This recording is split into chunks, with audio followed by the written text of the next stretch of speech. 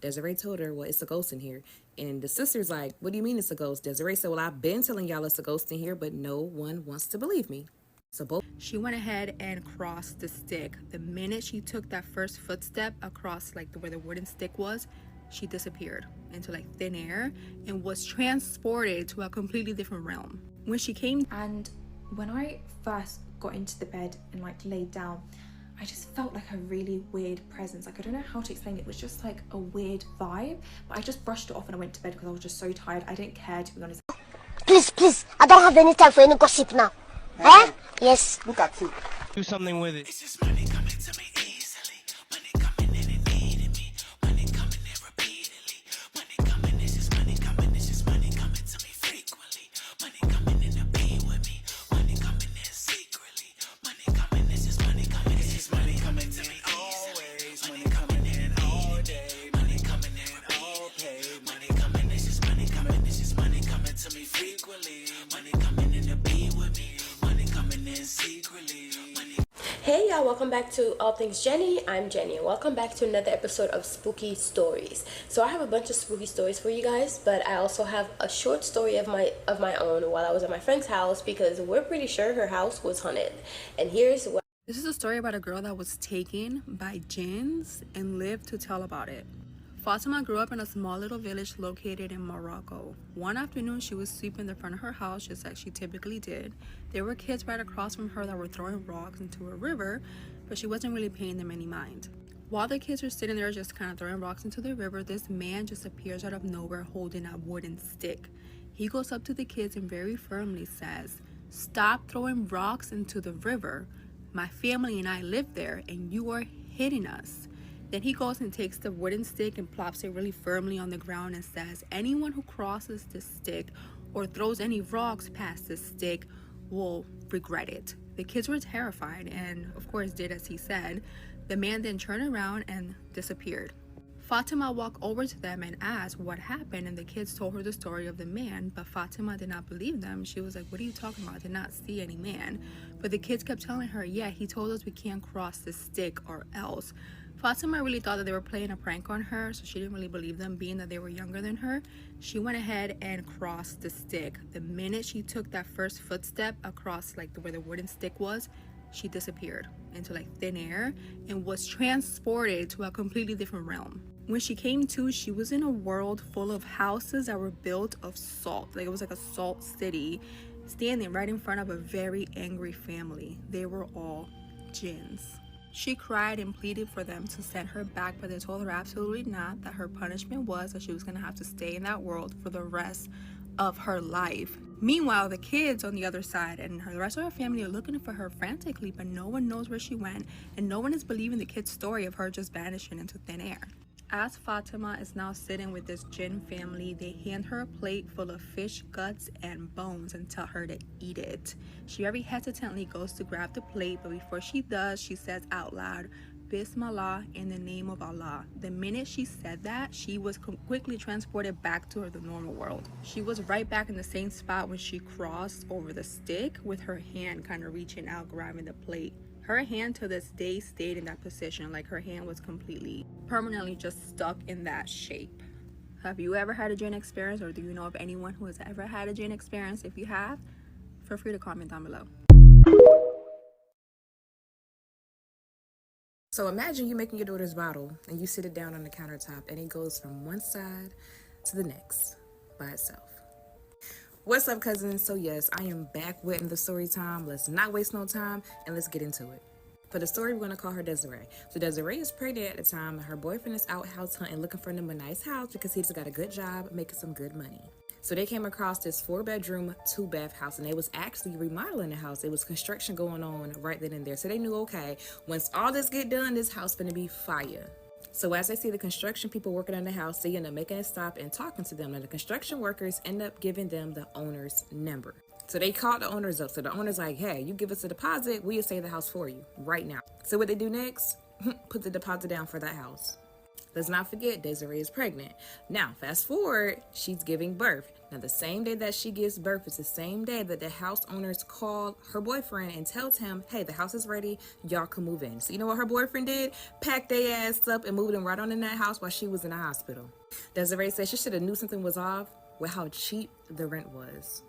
So she gets out the hospital, she goes into the house, and she noticing, damn, like, it's cold in here. Mind you, it's summertime, and she's in South Carolina. So she's like, why is it so cold? So she's cleaning the house from the top to the bottom, cleaning the windows, cleaning the floors, mopping, spraying, doing the whole nine while her baby daddy is at work. Boom, the second night come, her daughter crying, she wants her bottle, so she goes in there to make her daughter a bottle. Now, after she gets done making the bottle, she places the bottle down on the countertop. The bottle moved from one side of the counter to the other side of the counter and then back to where it started. Desiree could not believe what she just saw. Like, literally, she did not believe it. So she ended up taking a napkin and wiping the excess milk from the bottle because she's thinking maybe it has something to do with the excess milk. Maybe it moved itself. Maybe she just had so many things going through her head because she just could not believe what just happened. So next, she set the bottle on top of the microwave. And what happened? The same thing. The bottle moved from where it was at to the other end of the microwave and then back where it started. Desiree was so scared at this point. She packed up that milk, she packed up that water, that bottle, and her daughter and went back into the living room because she said she was not going into any other part of that house until her boyfriend got home. He didn't get off work till 11 o'clock at night. And mind you, when all this is occurring, it's only 9 o'clock. Desiree had to use the bathroom so bad, but she did not care. She held it as long as she could because she said she was not going in any part of that house. So when he got home, she told him what was going on, and he's like, nah, it ain't happened. You know, stuff like that don't happen to black people. So he did not believe anything that she was saying. So he ended up convincing her that she was tripping, that she was delusional, and whatever she thought that happened didn't happen, and she believed him. So the next day come and her mother come over to help her get the house in order, you know, putting things up, unpacking stuff, just helping her because they only been in the house for 3 days. And mind you, she just had a little girl 5 days prior. So boom, all of that gets done. So Desiree's tired. She's laying down with her baby, just chilling. She hears the garage door open and shut, open and shut. So she's thinking, maybe it's her boyfriend going in and out the door. That's what she's thinking. So she gets up. She put the baby down. She gets up. She go see what's going on. However, no one's there. It's just her and her daughter. When she goes into the garage, she sees that her boyfriend isn't even in the house because his car isn't in the garage nor outside. So she's thinking, nah, like I'm tripping. And at this time, she didn't have a house phone and she did not have a cell phone. The only phone they had was her boyfriend phone. So she's scared at this point. So what she did was she took her behind back to her room with her daughter and she stayed in that room because she said she was not going in any other parts of that house. So he comes home, she's telling him her experiences that was happening that day. And once again, he does not believe her and he tells her she's tripping. So fast forward, by this time, they done spent a week in this house. Now, the 8th day that they was in this house, when Desiree woke up, she woke up and found her daughter, her newborn daughter, unresponsive, and she passed away. Desiree strongly feels her daughter's unaliving has something to do with the house they moved into. So after her daughter passed away, she did not go back into the house. She ended up staying with her mom for about a month. So her and her boyfriend are trying to get some things together to figure out what they're going to do because they just moved in the house, which means they cannot break this lease. So after a month goes by, Desiree decides to move back in the house. Now, she only felt comfortable, some type of comfort moving back into the house is if his brother and his sister, her boyfriend, brother, and sister moved into the house as well. That way, she wasn't alone whenever her boyfriend goes to work. So everything ended up working out because the boyfriend, sister, and brother needed somewhere to stay anyway. So Desiree moves back into the house. Now, her and her boyfriend are just chilling on the couch. They're just watching TV, just talking and communicating, you know, trying to get through a tough time. Now, as they're talking, they see an orb come out of the floor with their deceased daughter's face on it. She said the orb came out of the floor and left out of the house. Her and her baby daddy looked at each other and said, Did you just see that? So 2 days later, after this happened, she said her baby father came to her and told her that he cheated on her while she was pregnant with their daughter that just passed away. And not only did he just cheat on her, he cheated on her with her own sister. Now in the past, Desiree did ask him, was anything going on between him and one of her sisters, and he denied it. She asked him that while she was pregnant, and he just denied it, and guess what? Denied it. Her boyfriend stated that after their daughter passed away and after seeing the orb with her face on it, he just felt like he had to come clean. So now Desiree is feeling another heartbreak on top of another heartbreak. Now before, the sister and the brother was staying with Desiree's sister, the one that he cheated with. So everyone knew except Desiree. So she tells her boyfriend he has to go stay at his mama's house. So she said after that had happened, she's doing laundry and she hear Ronnie going up and down the stairs while she's crying doing her laundry. She was so scared at that point, she ran out of that washroom. Mind you, she's there by herself because she just told her boyfriend to go back to his mama's house. So she's extremely scared. She got the rest of her kids. She went into her room and she said she cried all night. Now, the next morning when she woke up, she said she put her kids in the playroom and she went down to go finish the laundry. As she got done with the laundry, she ended up walking around her house and speaking to whatever this thing was and saying, I mean no harm. You know, whoever you are, we can coexist. Just please stop scaring me. She said as soon as she said that, she heard stumping going around the attic. She said it was nothing in this attic but a fan, but all you kept hearing was stumping, stumping, stumping. So she calls her mom. Her mom comes over and asks her what's wrong. So she's telling her mom everything that's happened. So the mom is like, well, what you gonna do? Because you can't live with me because she already have her other sisters living with her and the sisters are pregnant. Now, remember the boyfriend, sister, and brother supposed to move into that house. However, they didn't live there at the moment. They was moving in a week later. So Desiree asked her mom, could she just stay with her for a week until the brother and sisters get to the house so she won't be there alone. So the mom agrees. Desiree go live with her mom for a week. A week passes by. The brother and sister moves into her house. So Desiree goes back to her home. So Desiree and the sister is sitting down talking, having a conversation, and they hear something in the attic. Now, Desiree says she heard it, but she didn't say anything because she wanted to see if the sister was going to say anything. The sister did say something and asked her, did she hear that? Desiree said yes. Remember the fan that was in the attic? Like one of the fans you just plug up that you can buy from like Walmart, Family Dollar? That fan was sliding back and forth across the floor. The sister asks, how is it moving? Desiree told her, well, it's a ghost in here. And the sister's like, what do you mean it's a ghost? Desiree said, well, I've been telling y'all it's a ghost in here, but no one wants to believe me. So both of them went and grabbed the Bible, walked around the house praying and saying certain verses from the Bible. So after going around the house with the Bible, Desiree did say, okay, the activity in the house calmed down. So she felt like it worked until it didn't because that was short-lived. However, I am running out of time. I will be back for a part 2 on this. If you have any stories that you want to submit, please DM them to me or email it to the email that's in my bio.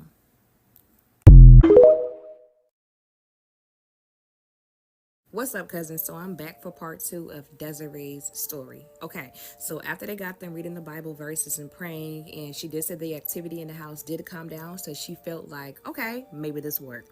Until it didn't. So her birthday is coming up. Her birthday's on a Thursday. She go out, she have a good time. Friday comes around, her and her boyfriend get into a big fight in the hallway.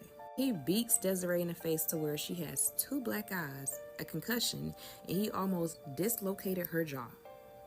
She ended up in the hospital the day after her birthday. Now, she said that a woman came and visited her. She was short, she was pale, she had long black hair, but she did not understand what she was saying, and she didn't even know who the lady was. Now, mind you, this is before she even gets to the hospital. So she's riding in the ambulance, and the lady gets in the ambulance with her, the lady that she's seeing, and she's confused because Desiree knows she's knocked out, but she's not understanding why she sees this woman and wondering why no one else sees this woman.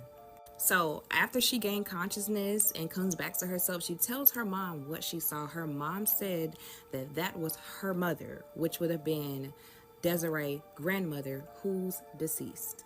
Okay, so fast forward, she's in the hospital and the doctors and the nurses is asking her like, hey, did you and someone get into a physical altercation? And she's like, no, it was an accident.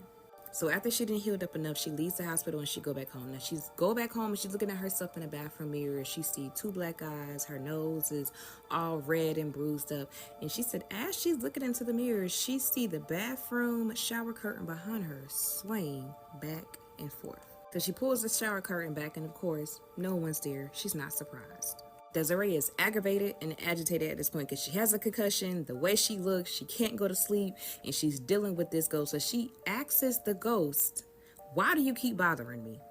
She said this is the first time this thing ever talked back to her, and it told her to go. She said, and guess what she did? She didn't go. She didn't. And she said she should have. She should have left, but she didn't. After Desiree heard the voice, she didn't even run. She actually walked outside and sat outside because she was so drained. She has 2 black eyes. She can't call her boyfriend because of the altercation they just got in. She cannot call her brother's sister because she actually heard what they was saying over her body, thinking her body was lifeless, and they thought that she couldn't. They thought she could not hear them because she was unconscious. However, she said she heard every single thing they said and was planning to do. She couldn't call her mom because the mom didn't even know she had 2 black eyes.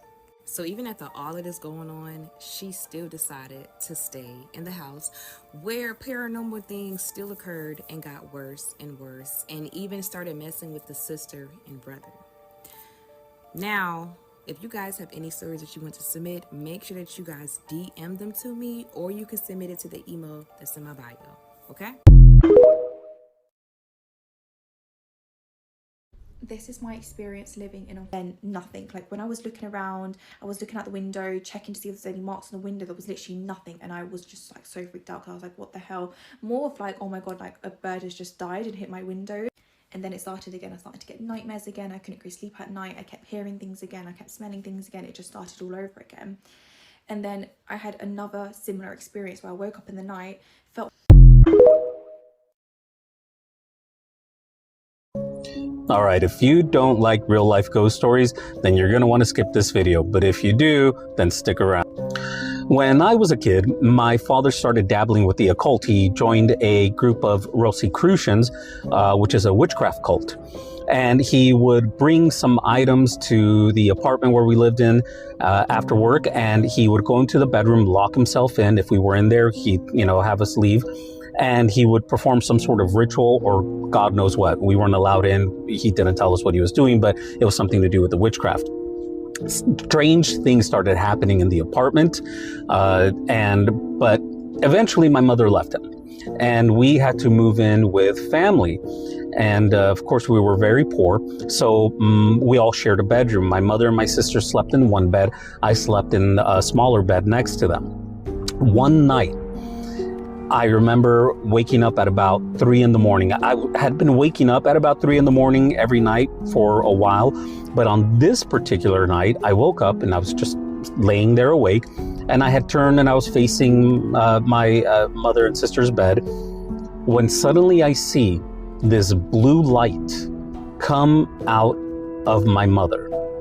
This bright, brilliant, indescribable light that I've never seen before or since. When this light came up, it was like my mother laying there on the bed, and this thing just came up like this. It sat up. It was what you would call a ghost, a spirit, and it was my mother. Same hair, same face, same torso, arms, and because it was sitting there, the blue in her legs, it was still just sitting there like inside her legs, but her torso, she kind of sat up on the bed with her arms back, like when you're about to get up out of bed, and it's staring forward. And I guess it sensed that I was looking at it, and so it turned to look to me. And when it looked at me, again, the visible appearance of it was identical to my mother, but there was something strange in her look. It didn't have the look that my mother gives. It didn't have that same stare, that same glare or look that my mother had. you know, when a loved one looks at you and they're not okay, anyway, it was off. It was foreign. It was strange. And it was looking at me almost as if it was confused as to why I was looking at it. It was confused that I was in its presence, almost as if it was strange to it that I was looking at her. And this freaked me out. Of course, after a few seconds, and I guess after I absorbed it and processed it in my 5-year-old mind, I began to scream bloody murder. And it looked at me, it was still looking at me, and when I started to scream, it just kind of went, and it turned back forward, and it laid back down. One of the things that really stood out to me was, as bright and brilliant as this thing was, it wouldn't give off any light. It didn't give off light into the room, onto the wall, onto me. It was all contained there. And it was the most brilliant blue light. I've never seen anything like it before, anything like it since. It was a blue, almost like this color blue, but just imagine super bright. And so after it laid down and I started screaming, I jumped out of the bed and I went over to my mother's bed and I was trying to find comfort in her, but she wasn't waking up. I was basically dancing and jumping around on the bed, and it roused my sister, my older sister, who was at the time 12. And she just kind of was like, "What's wrong? Go back to bed." And I guess she thought I was having a nightmare. The next morning, I go up to my mother and she's getting ready for work. She worked at a restaurant, and I'm trying to tell her about what happened and if she remembered what happened. And I said, "Mom, can I tell you something?" And she said, "Not now, mijo, I don't have time. I'm getting ready for work." I tried the next day, and apparently I tried for about 2 weeks, my mother recounts, because after about 2 weeks of me going up to her saying, "Mom, I got to tell you something," it hit her and she said, "Okay, what's wrong with this kid? Something's on his mind and he needs to tell me something. I better pay attention." And so I recounted this story that I just told you, and she had zero recollection of this.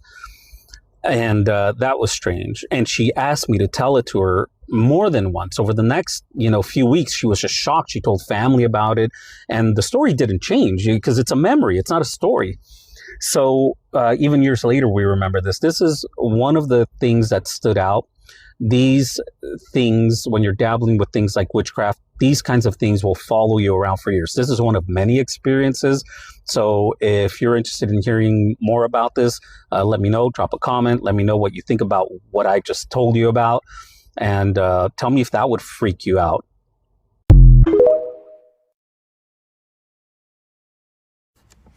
Okay, I just got into the algorithm of people sharing their kind of spooky, scary stories while hiking, or a lot of Appalachia stories. This is not Appalachia, but about 3 years ago near Idaho Springs, in, I want to say, February, March, maybe April. I'm somewhere in that time frame where there's still snow. My friend and I drove up to Hell's Hole Trail, and we couldn't get far because there was so much snow. We're in a Jeep.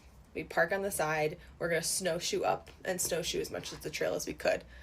And as we start to go up with 4 dogs, big dogs, we're walking up the trail, and there is a pickup truck sideways blocking the road. And there's a man there, clearly stuck in the snow. We're like, okay, that happens. He's not afraid of the dogs, and the dogs are taught to ignore people unless otherwise told. So the dogs kind of all surround him. We're like, everything okay?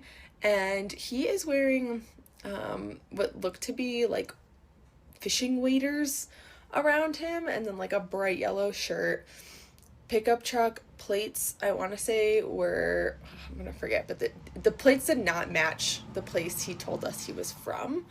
It was a different state, and it was not Colorado. And we're on the trail, and he's like, "Yeah, my car's stuck." And we're like, "I mean, we can try to help push it if you want." And there's a kind of a cliff edge and trees on one side, and the rest is just gravel and covered in snow. So we tried to push it, my friend and I. Didn't get it very far. So my friend's like, well, why don't I get in the front seat and I'll try to give it some gas and you and my friend push. So she gets in the front seat, starts the car, we're pushing, makes a little ways, stuck again. And we're like, you know what, sorry, like, we obviously can't help you. And he was like, oh, it's okay, I've been camping up there the last few days, my friend's still up there. Yeah, my friend Connor's still up there, and I was supposed to meet him. And we don't see any other cars, and also, you don't really camp at that time of the year when there's that much snow. I mean, you could, but it was odd. His trunk was filled with a bunch of stuff. He told us he had just gone to a storage unit, like, auction, and he didn't get much. We're like, okay. So he had told us that he tried to chop down a tree branch to use as, like, a lever system to get the truck out of the snow. And then as we're leaving, my friend was like, the axe was on the front seat, and I instinctively threw it in the back. And she saw, like, little bags of, like, what looked to be, like, women's jewelry, which would kind of match the storage unit situation, but not fully. And she saw a woman's bag and sunglasses or something, and he was by himself. Oh, I'm getting the chills. And so we walk away, and he gets out. The car gets out all of a sudden, and we were just like, something's off. Like, the hair on the back of our neck stood up. We're not that far from the car, so I'm like, I don't think we should go here. Like, he can drive now. So we book it back to the car, and he pulls over and stops us, and he's like, where are you going? I thought you were hiking this. And we were like, actually, too much snow, we're headed out. And he said, where are you going? We're like, don't know yet. Literally run to the car, lock the doors. Oh, he tries to give us these bags of, like, women's jewelry or whatever he had from the storage unit, and was like, here, like, for your help. And I was like, nope, don't want any of that. Get in the car, lock the doors, and he gets in front of us, and he's driving down the road, and we're going for like 5 minutes. We have no service, key part. And we get halfway down the road. He is then kind of blocking the road, and he's outside of his car. And we get close, we don't even make eye contact, and just zoom around him. At one point we were like, fucking hit the car. Like, not that was the best idea, but, like, panicked. So then we're driving, and he drives again, and then we see him pulled over in, like, just like a little pull-out spot on the side of the road before you get to the town of Idaho Springs. Don't know how he got in front of us, because there's not that many roads around there. And the second we get into service, we called the cops, and we were just like, gave the license plate, gave the spot he was parked at, told the situation. I was like, I don't know if he's hiding from something. I don't know if he has a friend up there, what they did, or why he has all of this stuff from the storage unit. But someone go check on this man. And they did. And I mean, we didn't get a, like, update or anything, but always still freaks me out. And this was, I think it was like February to April timeframe, 2022. So if anyone saw the same situation, let me know. It's fucking weird. Spooky story. Oh my god. I'm gonna tell you guys a scary story. It's more like a creepy story rather than a scary story. So go ahead, grab your popcorn, grab your soda pop, grab your tea, and listen up. This was back, I want to say, like in 2012, 2013, and me and my best friend were like not having it, so we're gonna stay in and watch scary movies. Now, I love scary movies, but if there's one movie I will not watch, it's The Exorcist from 1973. Why, may you ask? I got possessed, basically. If y'all want a story time on that, let me know. But moving forward, I refused to watch that movie. And I was like, you know what? Let me get over my fucking fear, right? With my best friend, you know what? Fuck it, let's watch it. You know, we're like, fuck it, okay. We gathered up the courage. We went into her room. Mind you, her mom was in the house. Her mom was watching like some Spanish show in the living room. So we got our snacks and everything. She put the movie. The second, y'all, the second she pressed play, all the lights in her room turned off. Her fucking TV went static. I have never in my motherfucking life jumped out of a bed so fucking fast, I zoomed out of her fucking room. Her and I were screaming. And her mom was in the couch. She was like, what the fuck is going on? And we told her, like, everything turned off, all the lights are off. And then in the midst of panicking, we look around and we notice that the living room lights are on, her TV's on, everything else is on.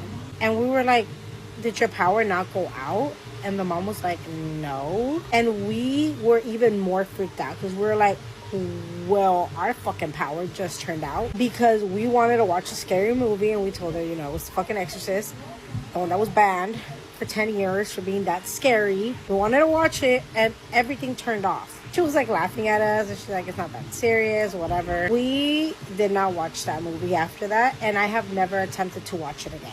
It solidified and confirmed that I should never be watching that movie. After that, I never attempted to watch it again. I'm fine. My family, though, they do play it and they make fun of me. They're like, okay, your favorite movie. And I will literally have full-blown panic attack. Like, I cannot watch that movie. I cannot hear that movie. I will legit get nightmares. I cannot. I fucking hate that movie. But yeah, that's my fucking scary story time, creepy story time, whatever. Gonna want to listen to this story, but trigger warning, I advise do not watch this in the dark or at night or sitting alone in your bed because it will freak the shit out of you. This man goes to sleep with his wife and they're sleeping in bed, and around 3 o'clock in the morning he was woken up to this noise, and it sounded like the front door, like somebody was trying to like scruff or trying to get in through the front door. It has one of these front doors, when the door shuts it automatically locks and you have to have the keys to get back in the house. I actually have a front door just like this. So the first thing he does, he gets his phone and he opens the Ring doorbell app. And when he's looking at the camera in the app, he sees his wife is outside and at this point it was 3 o'clock in the morning, it was freezing cold, and she was standing there shivering, trying to get in the house. But his wife is laying next to him. So he turns over to this person who is laying in bed with him and he shines a torch on her. And it is his wife. His wife is actually there and she's sleeping. She's fast asleep and she's fine. He checks the Ring doorbell app again and he's so confused because this woman looks just like his wife, but it's not his wife because his wife is laying next to him in bed. So he approached the front door, and at this point he's thinking maybe it's a burglar or maybe it's somebody pretending to be his wife to trick him so they can get in the house. He does not open the door, but he shouts out, "Who is it? Who's there?" And this woman replied, "It's me. I've left my keys in my bag and I can't get in. It's freezing. Can you please open the door and let me in?" He froze because this woman sounded just like his wife. The exact same accent, same annotation. This woman literally was a photocopy of his wife. He replies, "Hold on a minute," and dashes back to his bedroom. To his wife? He shakes his wife awake, and of course when she wakes up she's really groggy, she's really tired, and he's like, "You need to see this." Shows her the Ring doorbell and this woman standing out there, and she's like, "Oh, when was this recorded?" He's like, "No, this video is a live video. This is happening right now." Explaining to her, he just spoke to this woman who looks and sounds exactly like her, his wife, and she said to him that she wants to come inside and she's freezing and that she just forgot her keys in her bag. So she ends up going downstairs. She's tired, she's pissed, she does not believe him. She opens the curtains and immediately shuts them as fast as she could because she's like, "What the hell? That is me." Both look at each other and they decide to speak to this woman outside. So the husband calls out, "What's your name?" And this woman outside replied with his wife's full name, including her middle name. He then asked, "What's your birthday?" And she gets it correct. He then even asked, "What do we have for dinner tonight?" And she replied what they had for dinner, plus saying that he cooked it, which was true. So the wife inside the house at this point is trying to control herself. She is freaking out, and the husband reaches over to her and says, "Ask it something only you would know." She's there thinking, what can I ask her? What can I ask her on the spot? Something that only she supposedly would know. Ask this woman outside, the last time you went to your parents' house, what was the thing they changed about your bedroom? There was a long pause, and the wife outside then goes, "Who is that? Is there someone else with you? Who's that there speaking?" She goes, "You're starting to freak me out. What is going on? Why are you not letting me inside?" At this point, the fake wife outside realizes she's actually speaking to the real wife inside. The husband and wife at this point are just like, answer the damn question. And after another long pause, she answers the question and correctly. The wife inside is absolutely terrified because only she is supposed to know about this. So she grabs her husband's hand and they run upstairs to go back to their bedroom and they lock themselves in the bedroom. They pull out the Ring doorbell app and they watch this woman outside that looks just like the wife walk off in the backyard. And they presume she's off to find the spare key. They're truly convinced at this point, if this woman knows all these personal questions about them, she will know where the spare key is. That's the story. It is terrifying, and it's so terrifying because I have a feeling that this was a Jinn pretending to be the wife, but this Jinn must have been watching them and must have been hanging around them for a long time, which is just terrifying to think. It is so scary. But let me know what you think about this story. Let me know what you think happened. If you think it must have been just a stranger that was pretending to be the wife trying to get in, or if you think it was some sort of paranormal activity. So this happened while we were in high school. I remember we used to live so close. So we went to high school and middle school together. So we were like pretty close. So we lived so close to the schools that we couldn't get a bus. So it was like one of those 15-minute walks. So I'll pick her up on the way there, and then on the way back I'll drop her off, stop by her house, have some drinks, you know, water, food, whatever, and then walk back home. So this one particular day when we got out of school, we were in high school, I was walking to her house. We walked to her house. There was nobody home. Her parents were at work because her mom worked like a 3 to 11 shift or whatever, and her dad also worked. So while we were at home, we went upstairs to her house, and she's a Haitian girl, so she has one of those big brown wooden chinas with the how do you call that, with the glass and everything. So they put glasses in there, and you know, all their biblos and all that stuff, like antique porcelain things, right? Her whole house was covered in like porcelain and all the let me picture the house to you. So it's like one of those houses with the plastic over the chairs, and nobody can sit on the chairs basically. And then they have the big vintage chinas, the wooden brown chinas with the glass, and you can see through it, and they'll put glass in there and all that stuff. So while we're upstairs just minding our business, you know, chit-chatting about what happened at school today, all we heard was a big boom, like something fell, something heavy fell, and it had glass in it, so the glass shattered. You could hear the glass shattered, and when the thing fell, there's no way that something in that house wasn't broken. So we ran downstairs to go check to see what the hell's going on. Maybe somebody came home and we didn't hear, whatever the case may be. We ran downstairs to see where the source of the sound came from. We got downstairs, we looked everywhere. The girl was freaking out because she was like, oh my god, either the big thing fell, because that's what I was thinking, the china fell, don't know how it would fall because there's nothing there that would have make it fall. The thing is so damn heavy, you know, it never moves. They never, even when they move the house around, you know, rearrange their house, the china never moves. It stays exactly where it is. So I'm thinking the china fell. So we ran downstairs to go look, and she's thinking something knocked a biblo over, because her mom, she's obsessed with those antique little ladies and, you know, holding the umbrella and all that stuff. If you guys know, you know. But she's freaking out because she's like, oh my god, I'm about to be in trouble, something is broken, we don't know what happened. We ran downstairs, we could not find the source to what happened. I mean, there's no way. The sound was so loud that it should have been something that broke. I don't care how big or how small, something should have broke. We got there was no glass on the floor, there was no china, everything is standing exactly how it's supposed to be, but as if something fell. And till this day, her and I never talk about this. We just kind of, one day we'll be like, hey, remember what happened that one day? But we just can't remember what happened, or we just can't figure out what happened. So it's kind of like a short story, because we're like, well, we still don't know till this day what happened. And they lived in the house until recently, like 2020, when they ended up selling the house. When, you know, the market was low, they were making a lot of money. Well, the market was high, they made a lot of money off of the house. But they sold the house. Nothing else ever happened ever since that thing happened with my friend. And that's it. I mean, there was nothing fell. Nothing else happened again. I don't know. I've always been like a spiritual person, so I thought maybe, you know, since we didn't find anything, I thought maybe I was the only one that heard it, but she also heard it, so she's not spiritual. So I'm like, okay, well, it's definitely something real, because I have heard things fall, break before, even in my house now. I have heard things, and I walk around the house and there's nothing breaks, nothing. I don't know. What do you guys think? Let me know what you think. Let me know if this have ever happened to you. Let me know, maybe we were tripping, I don't know, but something definitely happened that day. And ever since then, never talked about it again. Nothing else ever happened in the house. I mean, here and there there'll be like flickering of lights and everything, but I think it's because the lights are bad, you know. It's not necessarily because the house is haunted, but it was definitely a spooky situation, because I'm like, what the hell. But anyways, y'all, let me know what you think about this video. Talk to you later. Bye. I don't feel very good today. Like I said, we're going to touch up some stuff on this book. So in this book is called Spell of Abundance, Love, Wealth, and Protection.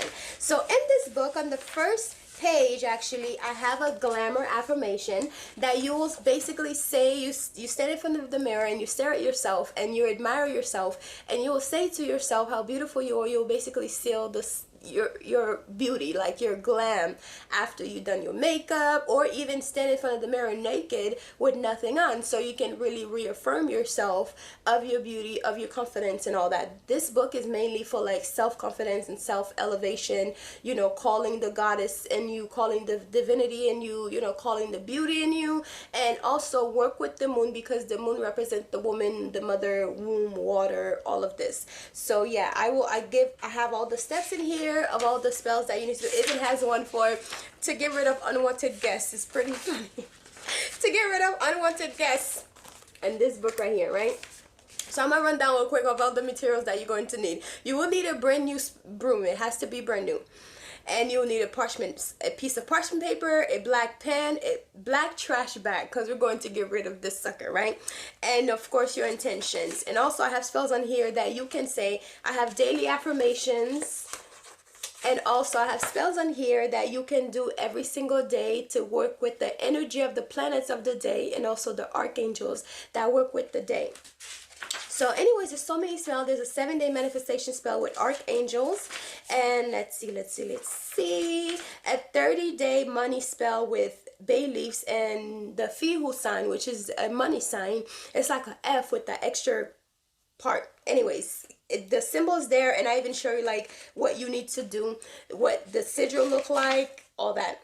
And the keys to enhance your spell. So there are different things on here on how to enhance your spell and basically grow your finance, grow your love, self-love, self-admiration, chance to say to yourself to give you that extra energy to go about your day. And also tips to enhance your spell. Oh, I already said this. And morning coffee abundance prosperity spell. You guys remember I just shared a video about morning coffee and how important it is when it comes to hoodoo, and how you can basically use your first cup of coffee in the morning to manifest a better life or a better day, or to bring forth money to you. So don't let, you know, you're already doing these things anyway, so you might as well just incorporate something a little bit extra to basically boost your thing. And here's to influence your boss spell. So this one, I'm sure people who are actually working are going to love this. It's to influence your boss and attract favors towards you at work. Because look, in this economy, we're all working and we need some boost at work, and we also sometimes need to be tied to our job, so therefore you don't get fired. You know what I mean? So there's some stuff that you could do to basically tie yourself to your job, and or tie the job to you. And once you're done and you're all tired of that job, you can get rid of it. It's not something that's completely permanent, but use magic, guys. It's here for you to use. You have the herbs in your closet, you have the herbs in your pantry, you have the candles that you could just simply buy some candles super cheap. Use magic to elevate your life. Use magic to make yourself better. Let me tell you, Jesus was out here using magic, okay? Walking on water and stuff and turning water into wine. Sounds like magic to me. But anyways, guys, I'll talk to y'all later. Bye.